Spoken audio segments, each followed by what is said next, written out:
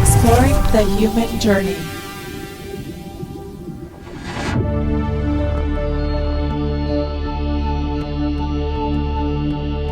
We live in an evolving universe, in an orgasmic nuclear dance of consciousness. Everything is changing, evolving, transforming. Wise men and women throughout history have tried to define the nature of reality in which they found themselves. Myriad models have existed. Most have fallen into the historical garbage heap. Others cling by threads. We, these generations, are creating a new model. Is it all figured out and defined? No. Do we know some of the elements of what this future model might look like? Yes. The primary intention of the Conscious Life Expo is to participate in the conscious co-creation of a new world, a world based on new paradigms in science, spirituality, longevity, in local and global community, in relationship, in health, and well-being. This new holistic model allows us to be authentic in our self-expression and participate in a powerful and passionate celebration of life and love. The Conscious Life Expo is a 3-day gathering of tribes, a 3-day celebration of evolution and consciousness, and a 3-day brainstorming session on who are we, why are we here, and where are we going. Robert Quicksilver began producing the Conscious Life Expo in 2002. He has been involved in alternative healing and metaphysics since the early 1970s. Recently, Gail and I had a chance to sit down with Robert along with our friend and coach, Dr. Sarah Larson. I hope you enjoy this conversation as much as we did to learn about Robert and explore his human journey.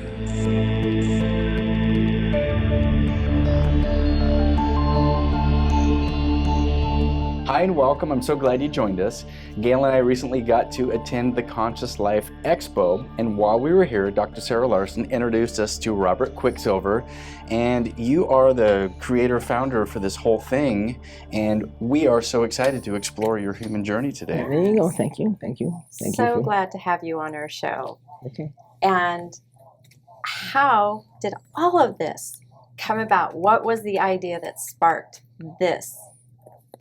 Well, this type of show, New Age kind of festivals, been around. There was the old Whole Life Expos, and there's a show, so the idea of a show with a New Age speaker, not New Age, but transformational information, it's been old. The Whole Life Expos kind of started in the 70s and 80s and 90s, if everyone would remember that. And then it kind of, after 9/11, it kind of stopped. And so there's a few years where there was no action. So anyway, I just picked up that trail and connected out here with this hotel and signed 5 years worth of contracts. Nice. And that was like 17 or 18 years ago. 18 years ago. You've been doing this a while. Yeah, I still have 5 more years worth of contracts. Yeah, we'll cross our fingers. Hopefully we still keep working. Well, by the attendance of it, I see that there's no lack of interest. I mean, the hallways are full, the auditoriums are full, the workshops are full. Everything is full. People are hungry and they're looking for raising consciousness. Right, absolutely right. And so that's really fantastic that that's what happens, is people make that connection and they find some kind of story or language that works for them in their own personal journey. And so that's I didn't really do it to get that. I didn't really think, okay, this is what I want is for that. I just kind of been in, I don't know, I used to exhibit at the Whole Life Expos. Oh, cool. So I've been like a junkie for this kind of stuff for a long time, actually. And I can't remember like having like a normal life. I mean, normal life. I was married, I have a lot of kids and grandkids, so I have a normal life in a certain way. But I was never like, I can't remember when I was not like thinking about the path. Mm-hmm. It's an extraordinary thing to witness and be part of this, the exploring the human journey and knowing a little bit about your journey. I'm so excited. There's always that person that starts dancing or starts exploring something in a different way. And then the first person to stand up and join that person dancing, doing the crazy dancing or calling out and co-creating. So you're both like the first person that brought multiple rooms full of people, the merchandise, and you selected who you wanted to come to the first expos. Right. Well, yeah, I kind of have judgments about, and it says people I don't like, or, I feel like this guy's in, this guy is out, he's not No, coming. a little bit of that. For example, people want to do conspiracy stuff. I'm not interested in that. You know, people can go somewhere else and do that, as an example. But I'm interested in healing and transformation, and I think one of the unique things about this show is that it combines the whole health and healing aspect of transformation with the outer space and like not UFOs, but just not aliens even, but brothers in space, all our brother and sister beings. Yeah. So that's other shows don't really. When I went to England to visit that show there, that was only about health and healing. So what we do here is a big part of it, and spiritual transformation, big part of it, and so we have also a big program on UFOs and ancient aliens, big part of it. Yeah. So we kind of combine all those things, and I think that's the story. That's our story, our heritage, our story. Yeah. So I love all of it. Your story that includes making pyramids and making Conscious Life Expo, and what you've done is really connect the human family so we can see ourselves from the star galactic perspective. Like I remember the first time I thought, oh my gosh, I'm a galactic citizen. A galactic, it's not just the human. Part of the galactic community. Right. Yeah. Not only do I belong to Earth, but this collective galactic community. That's the transformation. That truly came in. What was your, when you started this, what came from your heart with this? What your big why to put us in the galactic family, to put us in the human story? Well, I don't have any other story. I don't have any other story. This is the only story. Like this is the story. I don't know. Like other stories, people go in business or they go and maybe a lot of people are athletics, and I just don't have those stories at all. I only just have this story about transformation and about bringing, allowing transformation to occur, facilitating this transformation, and that's the only thing I really want to do. Is I don't really think about it that way, but I see in my actions that those are the actions that. Given if I have three things to do, that's the thing that I would wind up choosing to do, would be work on, transformation. No. Did you grow up then in a family where this was just the normal? No. Well, part of exploring the human journey is figuring out what's that narrative that you were given. When I was born in Brooklyn, in New York. Tell us more. Oh my God. I was like pretty ordinary family. And if you're from New York, I don't know if you can call that ordinary. There's a melting pot of people. There's nothing that's specific people with incredible backgrounds. That's a melting pot of diversity. Yeah, so there's a judgment. But I think people from New York, I don't want to say superior, or smart, but like they're sharper. They are. They're sharper. That's right, because they get more of that diversity. They have to go faster because the traffic's so much faster in New York. Yeah, I grew up in North Idaho. That's slow. Yeah. So when I came to San Francisco, was where I came from New York. I moved to San Francisco. It was like country. Right, San Francisco is a big city, but it felt like a country, like being in the country to me, like in San Francisco. But I've never been back to New York. I just don't go there. I don't have any reason to go there. But I moved to San Francisco. What age were you when you did that? 25. Okay. Long time ago. So you're on your hero's journey. You're spreading your wings. You're leaving your home. The reason I left New York was I had traveled to Mexico, and and met a shaman there, who I never saw again after I met him, and I was kind of had read books on yoga, whatever, and I'd written a little poetry, but it was never really focused up on the path. And so this shaman, his name was Renato, and he was inside of a Gurdjieff tradition in Mexico. I don't know that. Gurdjieff? Gurdjieff, Ouspensky kind of tradition, certain tradition. Okay. And anyway, so I when I got back to New York after this trip through Mexico, all I wanted to do was I'd read the book that was the relevant book and got into that language, and all I wanted to do was go to find the community where people were living in that language and in that way. So that's what made me leave from New York to come to San Francisco, where there was that community in just north of San Francisco.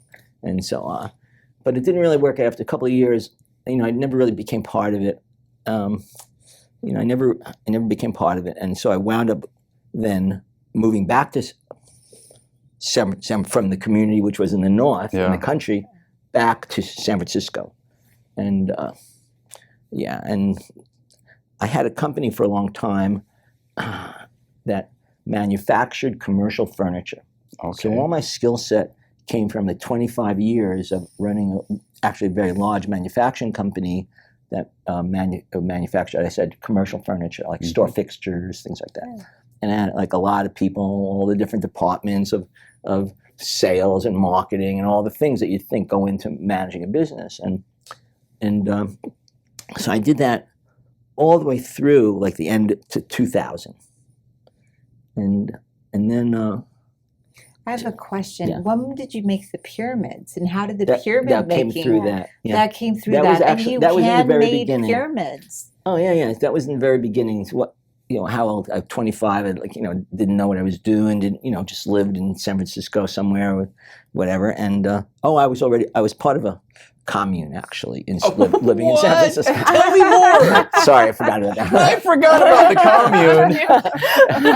commune. So sorry about that. Was it like growing food, or was it naked free love? I mean, what no, were we... no. It was it was we organized as a church, because that's how you can do healings, and even though it was a church, but it's not like a Christian church, even though that sounds okay. I'm not against that, but it's the way you can organize for doing healings and workshops and things if you're a church. So you're already in metaphysical sense then? Yeah, totally. Yeah. So when did that metaphysical... I became a minister in that church. Oh. So when did the metaphysical search and quest start for you? What age was it?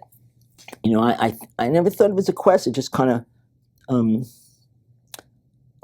like I said, it really opened, the door opened in Mexico when I met that shaman, and then something happened, and he some magic that he must have done. I don't know, but something changed. Something was unlocked. Something was unlocked, Yeah. and so I got the book that was the relevant book for that tradition, and I became very absorbed in that tradition and that teaching, and but then like I said, I left it, and then I went back to San Francisco, and I went to graduate school at a school in San Francisco called the California Institute of Asian Studies at the time. I was getting a graduate degree in Eastern philosophy. And I was in a class there, and we were studying, kind of a strange school, we were studying tarot cards in a college, right? Wow. Okay, so, and hand analysis is what. So there was a guest teacher, and he came in one time, and I'd been studying those things with another teacher that I had there at the school, because it was like really, I want to say, it was like an esoteric school. Places like esoteric schools, they rise, then they disappear, then they rise. So if you're lucky, if you get one, The mystery school teaches Mystery schools. You just the mysteries. Yeah. they don't stay in one place, and they static. They show up, and then they kind of not dissolves, but disappears.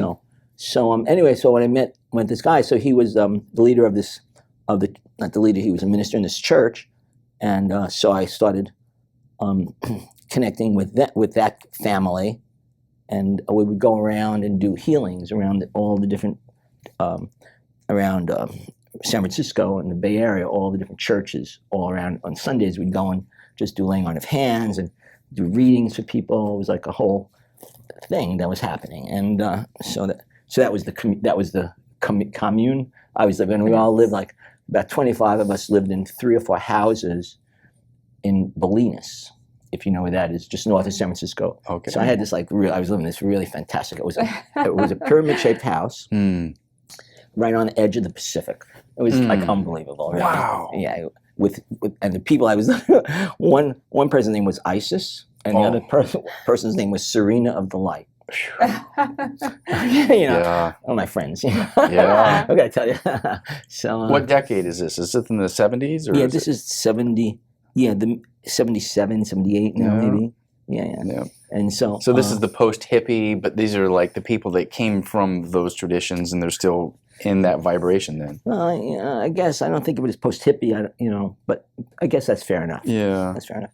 So what was your takeaway from Mexico, the tradition in Mexico? And what did you learn from that? Unrelated. Unrelated. And then what did you learn, like, on your journey, that first part, maybe Mexico, to go explore more, go in deeper more, something unlocked? And what was it that you got from being part of this community in a pyramid at the ocean? Oh, that's great.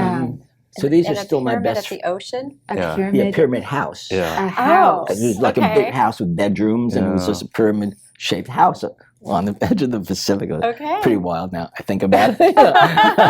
So fun. And now, like all the people I know are not all the people, but a lot of the people are my sisters and brothers, so to speak, from that church, that's from that group. And I bring them here, and they come to the expo, and then we all work together. So you're staying in contact with them then? Yeah. There's like an e-group now. Everyone's kind of dispersed and has, we're all old now, right? And everyone's got their own lives all around different places. And but I try to stay connected with. So anyway, so I'm part of this group, and one. I remember when it was in San Francisco area. There's an Alan Watts houseboat. Oh my! You can rent. Did you know Alan Watts, or did you ever meet him? No, I just read his stuff. Okay, sure, yeah. Yeah, I'm sure we all did at Of one course. point. Yeah. And so one time the group, it wasn't like a druggy group, but we all took mushrooms on Alan Watts' houseboat together. Yeah. What can I tell you? And one of the persons there became, I wound up getting married with her. A woman whose name was Mary was ordained as Osha. So all the names, when you join the group, you become ordained. So that was, in my name, I had like a regular kind of name from Brooklyn, from New York, from Brooklyn. I heard you say that. And so I was ordained as Quicksilver. Oh. And so the people here, Layla, who worked here this weekend, I forget what was her original name. I don't even remember. And Esther was Susan, and Osha, who was Mary, and my children became ordained also. And the ordination would take place up at Mount Shasta. Oh. And if you've been there, right? So if you go to Upper Meadow and you go through all that, there's like a pool of water up on the top of the mountain. I guess a little thing of water.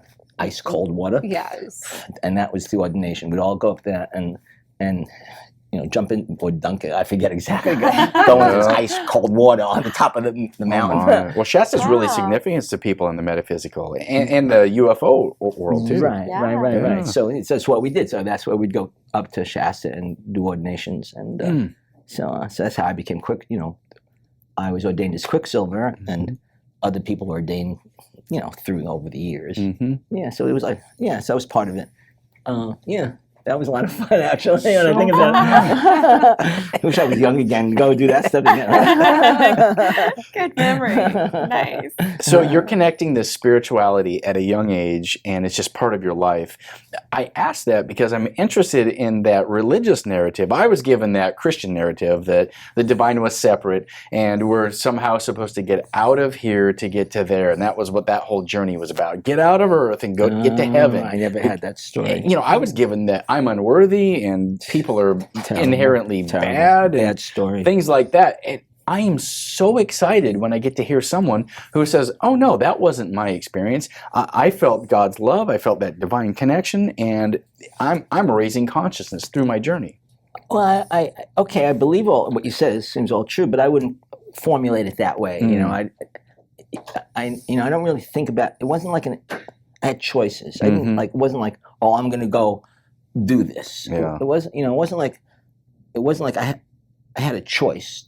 It just showed up in the field. So if you watch the field, it changes, and you watch the field, and you see where, I believe that in the moment to moment, the molecules of creation just are forming moment to moment. So here we are, and the next moment is just how it's forming. It doesn't pre-exist. So we're just creating it, literally, molecule by molecule, That is really moment good. by moment. Yes. It could just disappear, just like that, because who knows? And but here we are, and we're all creating this. It's complicated, and we're all having our communal creation. What a great way to frame moment by moment, present moment awareness.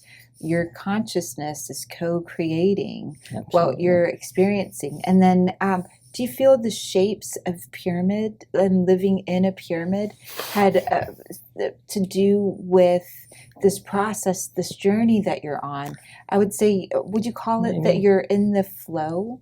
That you flow, and when you're allowed to stay in the mystery of what the next moment brings, you flow. Yeah, I guess that's true. I wouldn't create that that I know how that happens. I mean, I have no idea. It's just moment by moment. Here we are. Please explain it all to us. Here we are, and I got to choose. Like, you do this, you do that. So I choose this, and just this. It's just moment by moment. I don't really have I didn't have a pre-intention to create a great expo. I never really thought of it that way. It was. I would say that it's okay, I take responsibility for it. I'm a creative, hardworking person. Okay, I could have that, but this is much more than I could do. It's really, I'm just an agent here, and it's more than what I could do. The vision is more than one little kid from Brooklyn's vision. So I feel that through the process, I feel like I'm not used, but I'm an agent of the divine and to create this. Yeah. Well, I love and that. I have I have that skill set. You do. From the manufacturing company. It's the exact same and you're skill bringing set. community from the commune. That mindset That's right. is community These are mindset. all my commune. I love it. About 10,000 people in a little commune. I see Robert with a flower in his hair dancing around. It's like that. I know so many people now. Guests are coming, put some pants on. Yeah. Like So that. great. Yeah, it was great. It was really great. And so at some So, point like you that. decide, well, we need to do something with this. And you start to reach out and branch out to people and say, we need a facility, we need to invite guests. And it starts to probably grow. I'm not that smart. I don't think I really had it figured out that way. I was just okay, do the show. Okay, where? And I just came to the Hilton and I met the people who are, it's about people and connection and karma. And so I met the people right away who understood, that we trusted each other in a way, and we were able to get a contract, and do this. And I didn't pre-intend that. It just, okay, this was the only place to do it. So I came here and I met a person who was probably inspired to meet me, I guess, I have to suppose. Right. And it just kind of, year after year, it just kind of grew and evolved slowly, slowly. The synchronicities kept falling into place. They kept falling into place. And I think you framed it so beautifully when you said it's greater than myself. It had to be something greater than myself, or greater than the person behind the counter orchestrating the hotel's commitment. Something greater than them helped facilitate. Right. It's a whole community, like a team. It's like a team. So it's not like they're all in the same church, like doing healing, but it's almost like that. I have a team of people around me who are just really great healers and hardworking people, and they love to do this work. And so I'm just I'm lucky, really, just to kind of,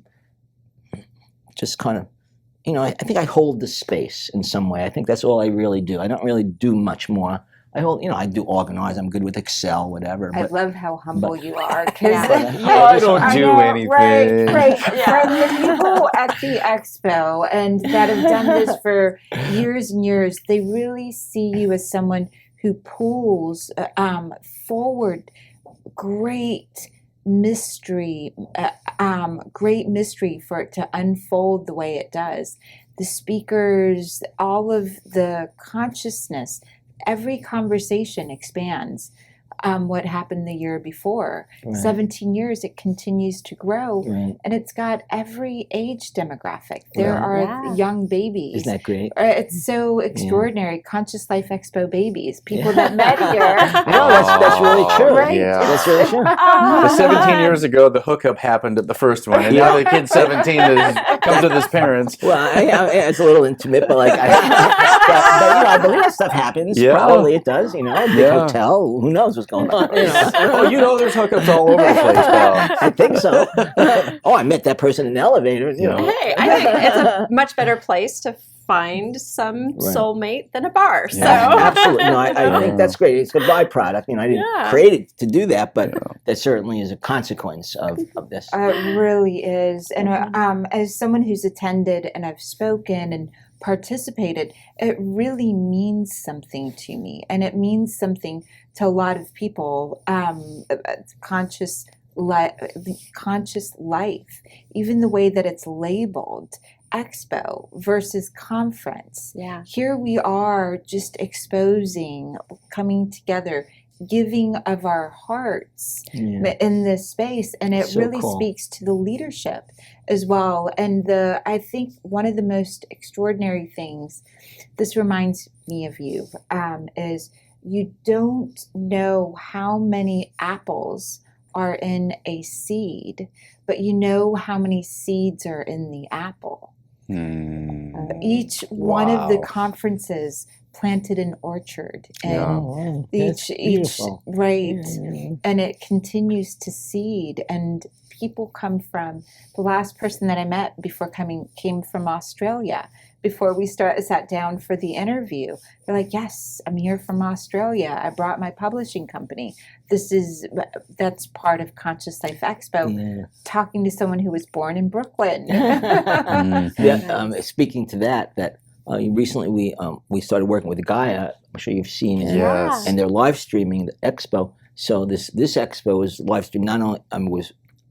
Not only the 10,000 people that were here, but was live streamed to like 500,000 people around the world. Incredible. Well, and we Isn't that, talked I to love that. That's fantastic. They said it's on demand, so that means it's going to continue. That's right. to reach people. It's to reach people. No, it's really exciting. Yeah. So that kind of makes me happy. I don't know. Yeah. Absolutely. I didn't go in to create that. Yeah. It's just kind of because this work is like, it's not like I'm just, like I said, an agent in the middle of it, and I can hold the space.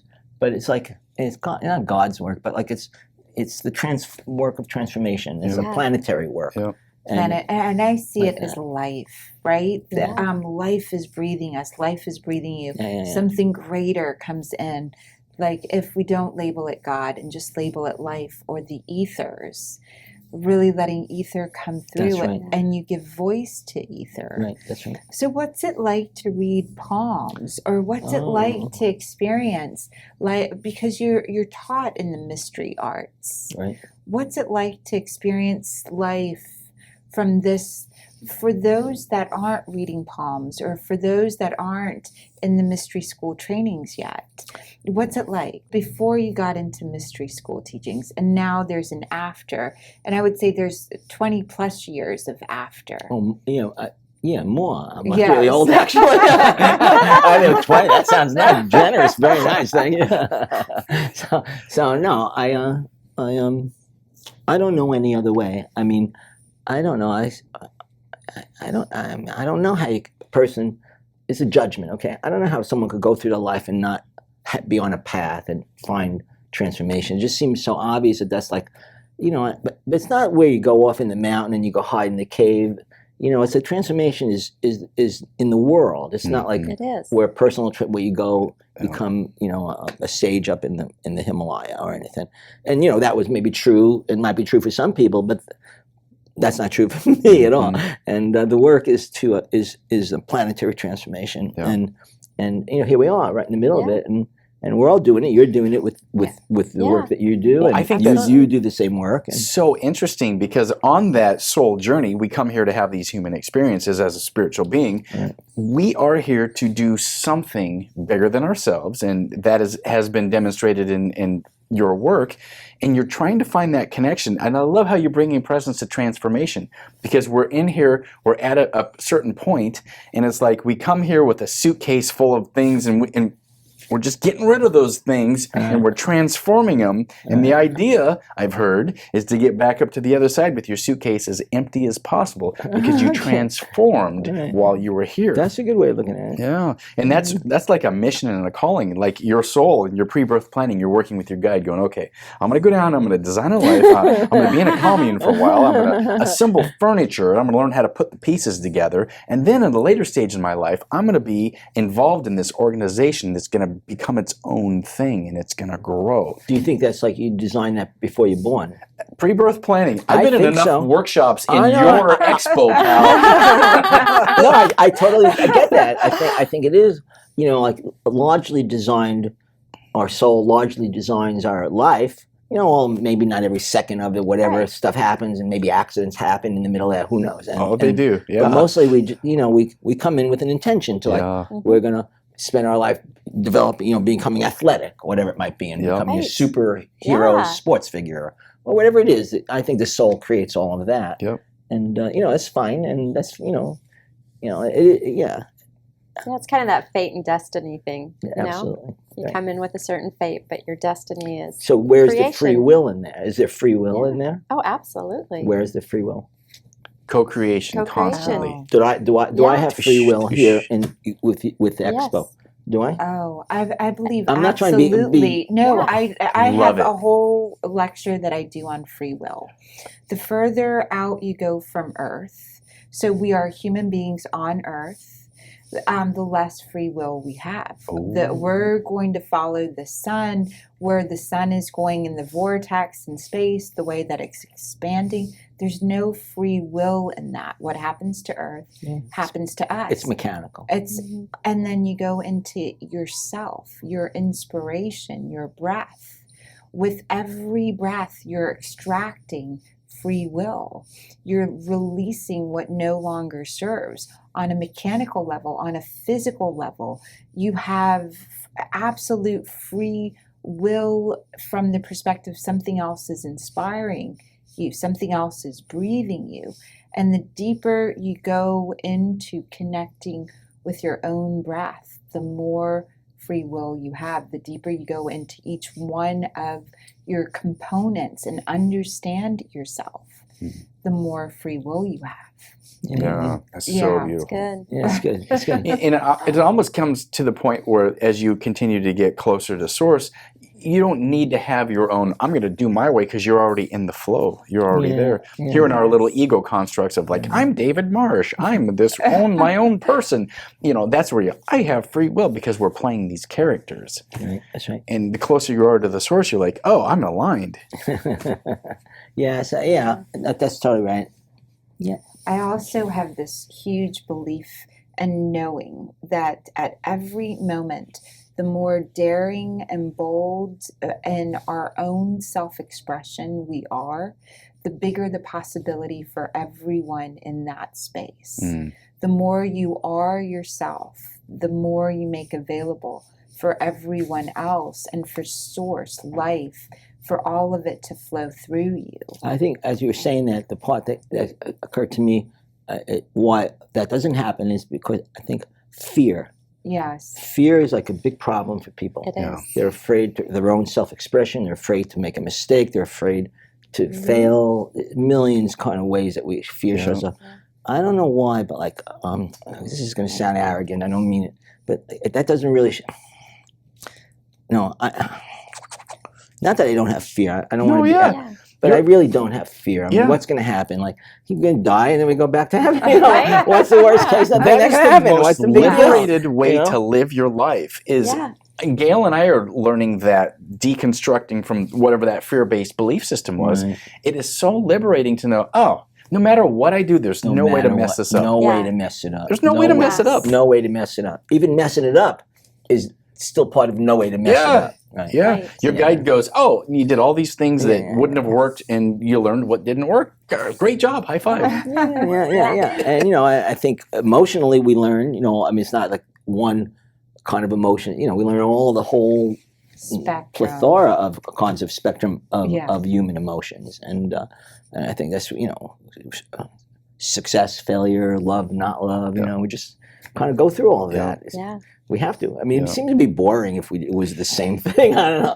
Exactly. Yeah, absolutely. It's got to be a world. If things go wrong, things go right. Well, that's what a world is. Otherwise, Right. it's just in this same, oh, yeah, every day it's Candyland. It's all perfect.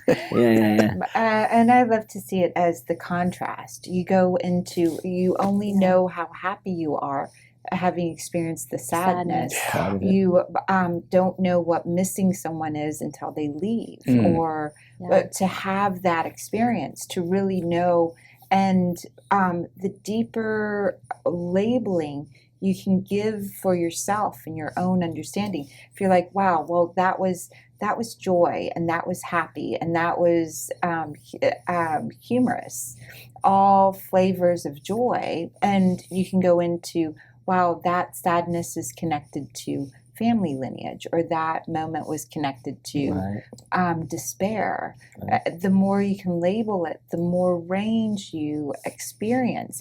And I think that's what Conscious Life Expo offers as well. You come into these different workshops, and it seems like it's on accident, but you're like, oh, I was right in that. That's exactly That's right. the plethora That's of, or the spectrum of emotions Yeah. Right. Yeah. to feel it. And I feel we have many ways that we can learn. We're learning, and you can learn it the first time around if you're open and inspired and playful, or if you're limited or fearful, then you get the same sort of message over and over again to explore your own personal range. So good. That's right. It's what this human journey is really about, is having all of that to experience. Mhm. In other words, we wouldn't be having a human experience. So why philosophically? So why do we keep assuming rebirth? Understood. Yeah. Assuming. So Yeah. why do we keep coming in onto this wheel? We keep spinning on the wheel, and then we die, and then we get reborn. Yeah. So like why? Why does God need us to do that? I mean, nothing in the universe is an accident. So there's some reason why us as humans, that we have our stuff, and then we try to overcome it and deal with it, and we all those things that characterize the human experiment.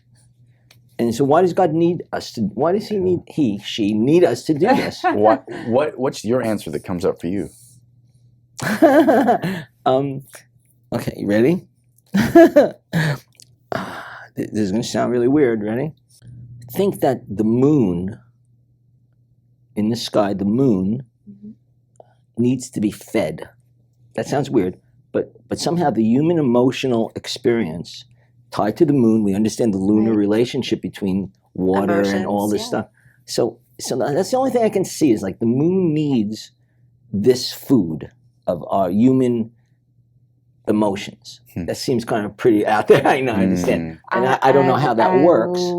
But there's something. And it's such an original thought that from the standpoint, other than it's in all the biblical and the temples, all the references, and our biology changes with the tides of lunar cycles. Right, all the moon cycles.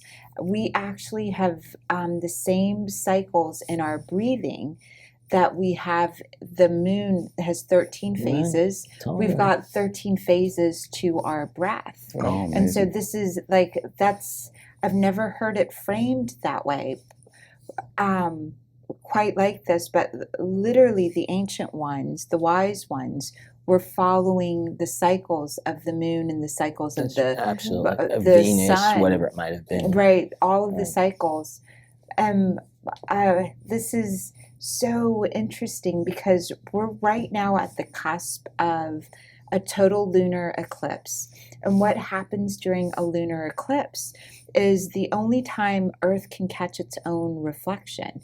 The Earth That's from the interesting. moon, total lunar eclipse, the way the sun is blocked, and so all of the light from the moon coming back to the Earth is Earth's own light. Oh, that's right. The All right. reflection. The Yes. reflection. Interesting. Yeah. And so for us to be able to see ourselves through the energy of the moon is when Yeah. the total lunar eclipse happens. And again, the ancient ones, the wise ones that made reference to it in temples or made reference to it in their tools, have us honoring the galactic, the moon, have us honoring the sun, Right. have us connecting the humans during those times. Right. So, and I don't know if you said this, but so here we are as emotional creature beings.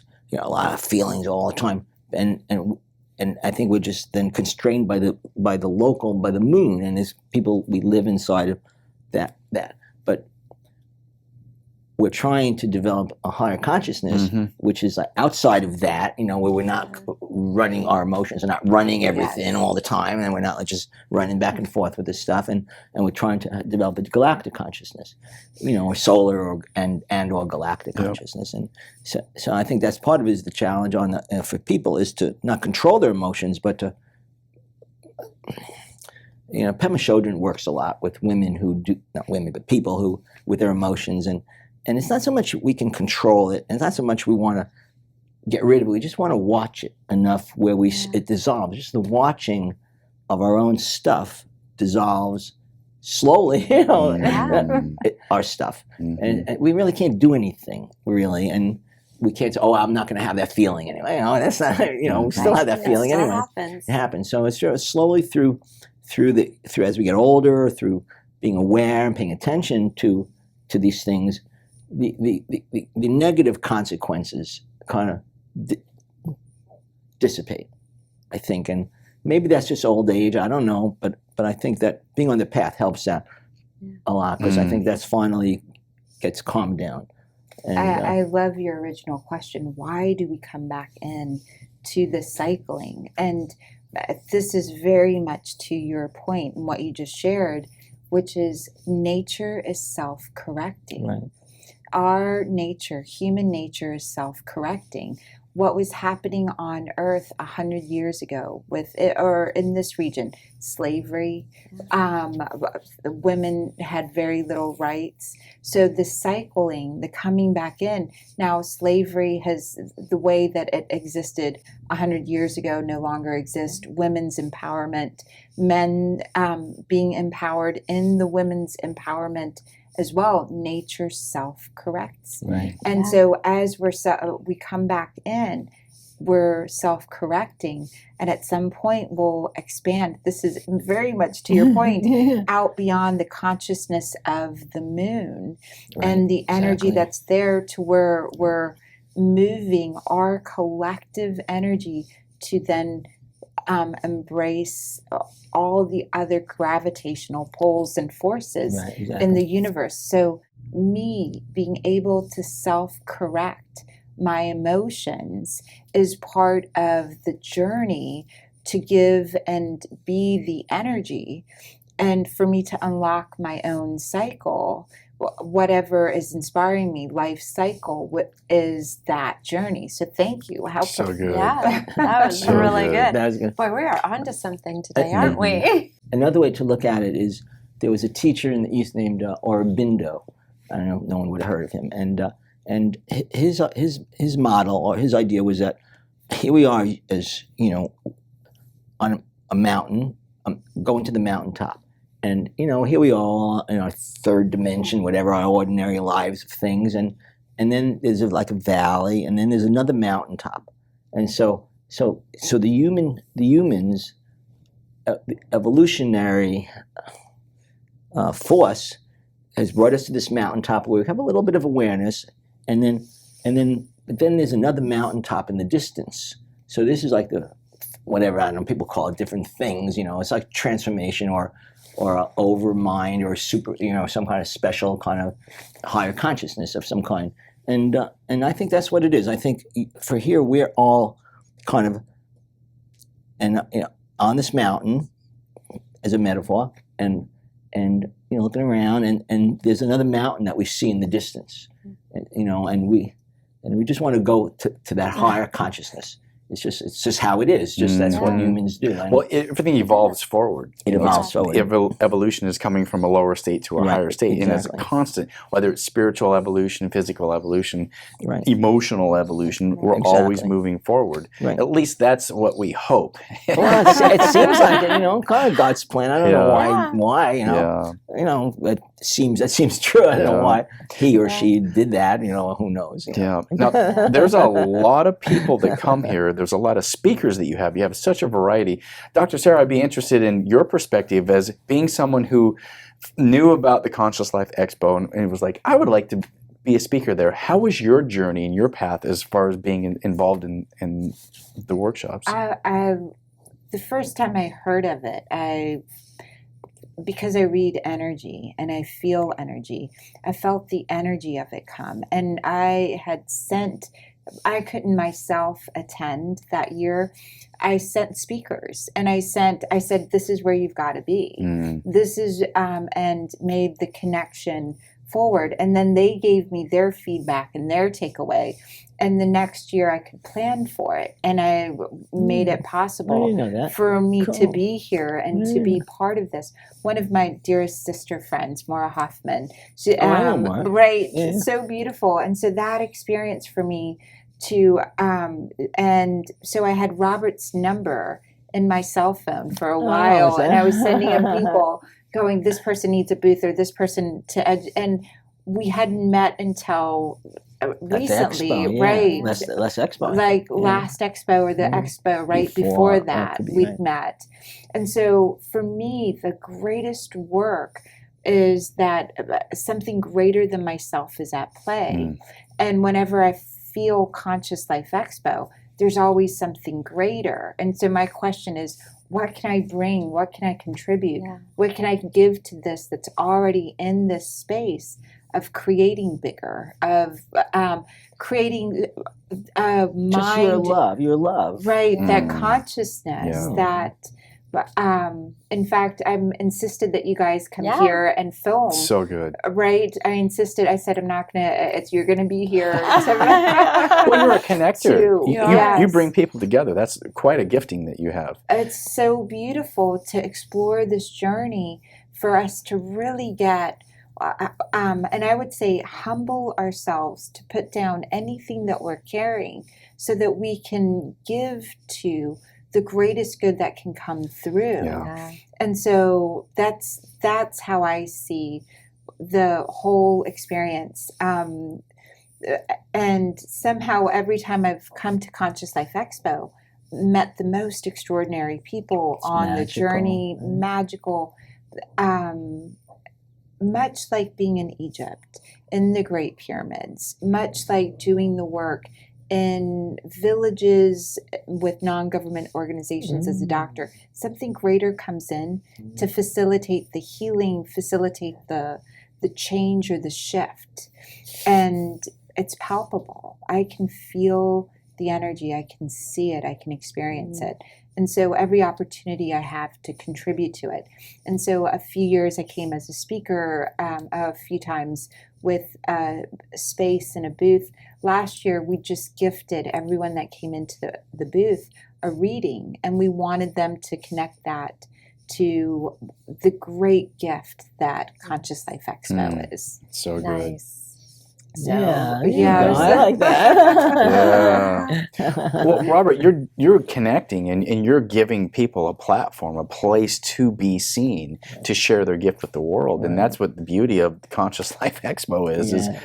Hey, I have this thing I want to share with the world. Well, here's an opportunity. Right. Totally. That's exactly right. I mean, I don't think of it. I didn't create anything in order to get that result. That's the beauty of it, Yeah. though. The things that when we're just willing to step out. That's exactly right. Just step out. And we get a little spark of an idea and we just step out into it. And just not be afraid. Yeah. Just step out and just not be afraid. I mean, we can't step out in traffic. I mean, you're stupid. Right. So we have to be careful and use our common sense and That's our common sense. intelligence. Caution. Yeah. That's, Yes. and I love the way you presence the fear of it. Let go of the fear, because really, there's really nothing to Nothing to fear. it's a tough one. When I work with people, do readings and stuff. It's like it just shows up that it's it's a real tough one for people. Fear and it just shows up. It's just part of. It's just somehow part of this a lot of journey. people just have that, Mhm. Yeah.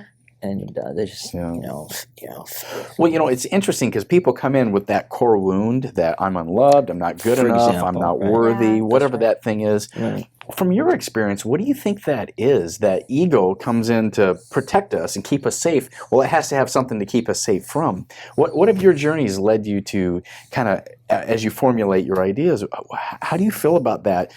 Feeling of something's missing and I got to get it. What do you think that part of the human journey is about? Well, something is missing. I mean, something is missing. The path and the high consciousness. And enough like, world wrestling on television. I mean, that's a silly example, but Sure. You enough just of turn the mind out. and Yeah. boom, So we just got it's all.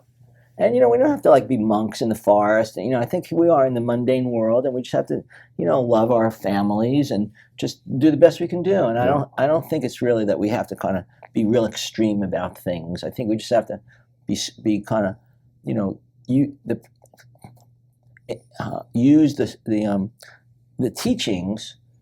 Love, for example. Okay, that's some pretty basic stuff. So we have to go through our lives and try to experience and express love in the world that we are participating in, like that as an example, or trying to learn how to control our emotions, not control, but how to kind of observe and not deal with, even because there's nothing I can really do. They just show up. They show up. And show up. And so it's just, that's hard, tough stuff. So I don't know. And the hard part is letting them leave And letting them leave, right? without holding them in. Exactly. Yeah. It comes, if you watch the field, it comes, it rises, and then you let it leave.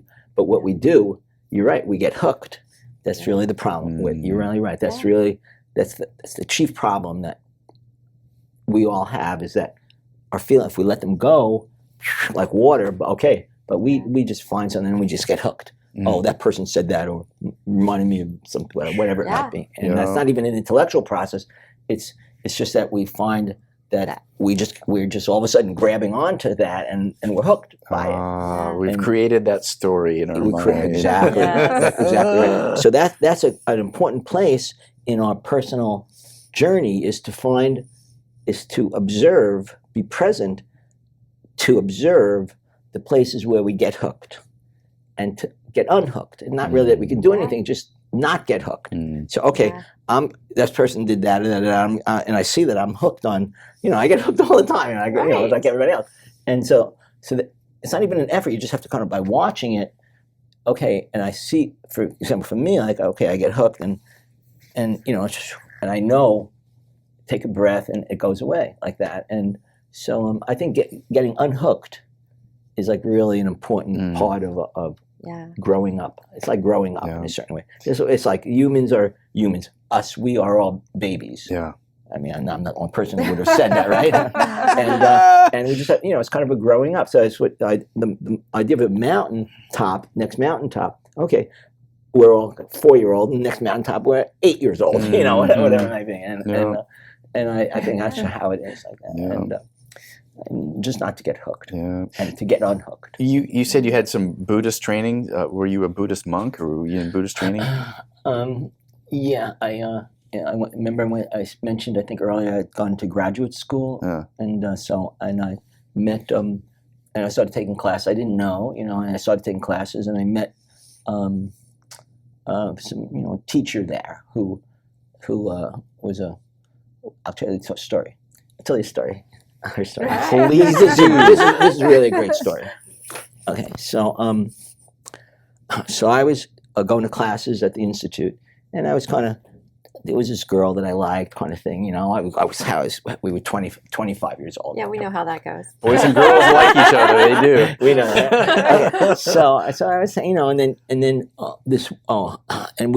both of us were part of the institute. She worked in the office, and I was it was a small kind of school. It was like it was a little small school, and this woman was coming from India, a woman who was a nun, a Buddhist nun, to teach Buddhism at the school. So my friend was asked. We picked her up at the airport. She didn't know nothing. She was a kind of little old lady. She wasn't old then, but she a nun and didn't speak hardly any English. And so I just became friends with her, and she started teaching at the institute. Started teaching Buddhist studies, basically different kind of parts of that, and I just became friends with her, and she had a lot of students slowly, because she was a wisdom teacher also. I mean, as it turned out, and not really a guru, but just teacher. She never was a guru. Anyway, so I was like her brother more than a student. I tried taking classes, but I was really bad at that. And I just wanted to gossip with her, And so that was I met her in 1976 or something like that, when I was taking, 1973 or something like that. And so we became friends, and over the years, a few years later, she wanted to bring her teacher from Burma, from the forest in Burma. Kind of really, that's where, very Buddhist country. Now it's Myanmar now, but then, and to have someone from that region come right. back then, even it was a big deal. So we brought, but he, the senior monk, could only live in a monastery. They don't live in in any place except in a monastery. So we had to create a monastery in order to bring him to the United States. So not me, it was a lot of other people. It wasn't just me, right. But part of the people that created this monastery, and so we brought him, and over the years, it's still there. I'm actually the president of the monastery, and now, all these years later, and over the years we brought lots of monks from Burma, from Burma and Thailand. It's the same tradition. The Thailand Buddhism and the Burmese Buddhism, very same kind of tradition. Anyway, so we brought lots of monks, and they live in monastery. That's what they do, and they're monks, and they're just monks, It's like, they're nice, but they're monks. Chop wood and carry water. Kind of thing like that, right? Yep. That's exactly right. And so I became a monk as part of that. One time I became a monk, but I'm going to tell the story. I was a very bad monk. Okay, so I had my hair shaved, and I was wearing all the robes, and I guess I looked like a monk with a bald head and thing. And there was a bunch of, probably 15 monks at the time. It was a very thriving monastery south of San Francisco at that time. So I had a little kind of tent in the we had a few acres of land where we bought it, and I had a little tent somewhere off to the side, and I just was supposed to be like, sitting there, being a monk, and sitting in a tent practicing, whatever. I was like bad. I was really bad at it, and so I just wanted to be in the kitchen with the girls. They were all cooking. That's what they were doing. They were cooking for the monks. That's just how that's set up. All the women in those cultures, they don't have the same religious training, but they're in service to the monks, and that they get a lot of good karma from that. To feed a monk is like really a special thing. So I just wanted to be in the kitchen. Anyway, so I wound up, so I was a bad monk. I just couldn't deal with I felt like, okay, been there, done that. And I just have too much. I'm from New York. I didn't really, there are people who have their astrology or their temperament and their is different. And, they need to have a lifetime of solitude. That's okay in our different people have different paths, and so sometimes, that's whatever that is for people. And and I felt like, okay, been there, done that is what it felt like to me. And it wasn't about for me, it wasn't about my personal transformation. That became, okay, not that I feel transformed or anything, but like, it just seemed like it was too much attention to myself. Too much like, okay, it's about me, right? And so me, maybe if people could work with that and get past that, but it wasn't. So I realized it wasn't about me. It was about being in service to the world. And so I didn't want to be a monk. I didn't want to kind of just sit there and go inside and meditate, good thing, but to do that 12 hours a day, and have someone bring you food, that wasn't really my culture. And it's so beautiful. What you just did is give everyone permission to go explore different paths. Yes. So and good. if it's not the path for them, to really go, oh, it was so nice for me to go be a monk. Robert got to be a monk, and then Robert went and lived in a pyramid a lot of on kids the and grandkids after that. Kids, grandkids, to continue the journey, to continue the path until you found the path that continues to give to you and give to you. And I think that's one of the most important things on the human journey, is to try, wow, this path looks good. And if it's not the path for you, if there's a knowing on the inside, oh, I was meant to explore it. I love the way you say it. I was a bad monk. My favorite part, you can tell he's from Brooklyn because he kept talking about the human journey. We like to end each episode with the guest giving us, if there's one thing you took away from today's conversation, it would be this thing. What's that one thing for you want to make sure people realize? I mean, to go through life and and try to manifest love, and try to kind of heal yourself. What else can we do? I mean, it's not like we can do a lot. We can't like change the politics of things. I mean, maybe incrementally, but not really substantially. And so all we can really do is like pay attention to our own energy and our energy in relation to other people. And it's like one of Serena, one of my friends, she has a button, it's like a love button. It's like it's that simple. It's really that simple. And we just have a lot of stories that get in the way of that. Yeah. And, a lot of hooks that get in the way of that simplicity. And I mean, we have that. That's who we are as human beings. And, maybe like I was saying, those senior monks who have been practicing, maybe they don't have that anymore. I don't know, whatever. I can't know, but the rest of us, we're pretty much in the middle of the soup. Here we are. Welcome to the human experience. Yeah, totally. I love that. I love that love is your message. Yeah. Just love. Just love. Wear a button that says love and grow into the practice of love. Grow into it. Grow into it. Yes. It's not always easy because practice.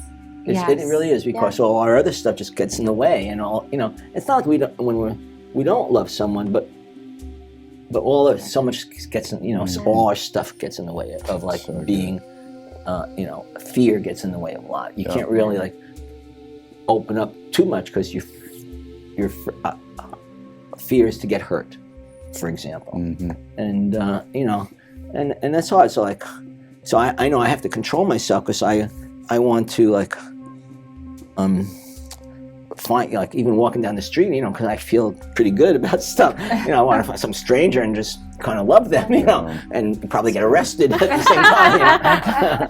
Well, there's different ways to love. But even in a friendly way, like it's easy to like not love too much. I don't think that's possible, but. Well, you've created this entire environment, this entire expo. You've taken your love and you've shared it with the world, and we've all been able to experience that. Totally. So. It was a lot of love here at the show this weekend. It was so much love. So much love. The heart of it. Yeah. Thank you so much. This is the first interview that you've given, which is so amazing. All right. What a gift. Okay, well, thank you very much. Thank you for being who you are, Robert. Oh, well, thank you very much. Okay. And to you, we say namaste, my friend. Okay, namaste. God bless you. Thank you very much. Thank you.